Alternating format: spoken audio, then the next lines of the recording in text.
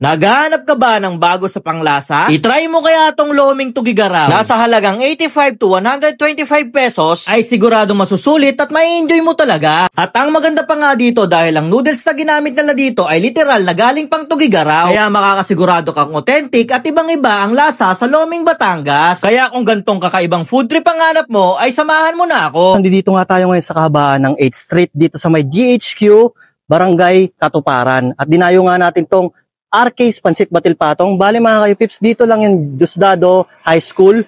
Ayan, makikita nyo yan. Tapos ito na yung RK's Pansit Batil Patong. So samahan nyo ako. At tikman natin yung kanilang bagong foods dito. Ito nga yung Loming Tugigaraw.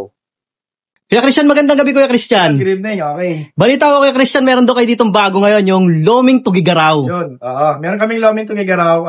Lately lang namin nailabas.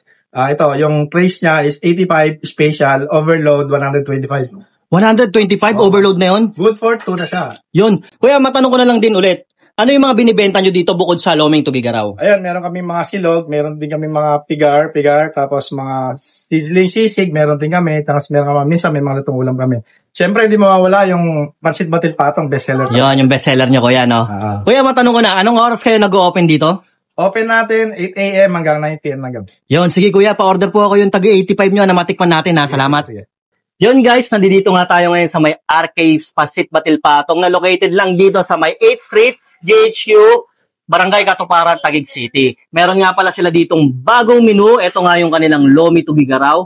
Meron sila dito yan, no? Nagkakahalaga lang ng 125 pesos. Overload na yan. Good for 2 to 3 person na yan.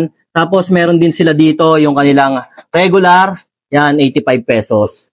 At kung gusto yung food trip dito, meron din sila ditong Pansit Batil Patong, Pansit Kabagan, meron silang pigar-pigar, meron silang sizzling, at marami rin din sila ditong lutong ulam. Yun guys, no, tikman na natin yung kanilang Loming Tugigaraw. Ang pagkakaiba nito, no, kasi yung kanilang ginamit na pansit dito, galing pa talaga sa Tugigaraw. Tikman na natin. Yun, no. Sarap. Meron na siyang kasamang Shanghai, meron na rin yung ito, yung chicharon, meron din parang, atay. Tapos, meron din yung bagnet. Yan. Tapos, may kasama na rin yan. Yan, yung kikiam. Sarap. Tignan natin. Sarap to pag marami sibuyas. Yan.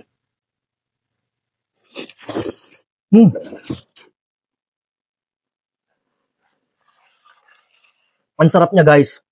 Kasi, itong noodles niya, iba yung lasa. Tsaka, kakaiba yung lasa ng Lomi nila dito. Hindi yung literal na yung nakakain natin na yung Loming Batangas. Iba. Sarap. Tapos, maangang-angang pa yung sausawan mo. Saktong-sakto pa ngayong maulan. Ito. Ano? Uy, nalalaglag.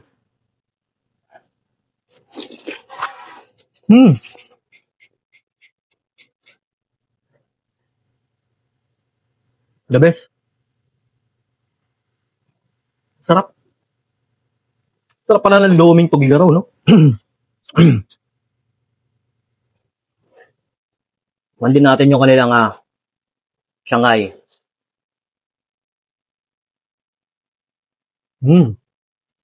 Talagang malalasahan mo siya, pati yung garlic niya. Saka yung meat talaga masarap.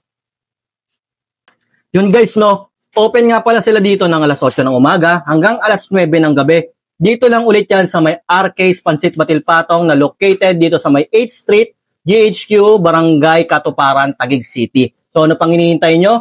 Punta na kayo dito. At kung gusto nyo naman umorder through online, message lang kayo sa kanilang page. Matitikman nyo din kung gaano kasarap yung kanilang Lomi dito. Paano guys? Food trip na ako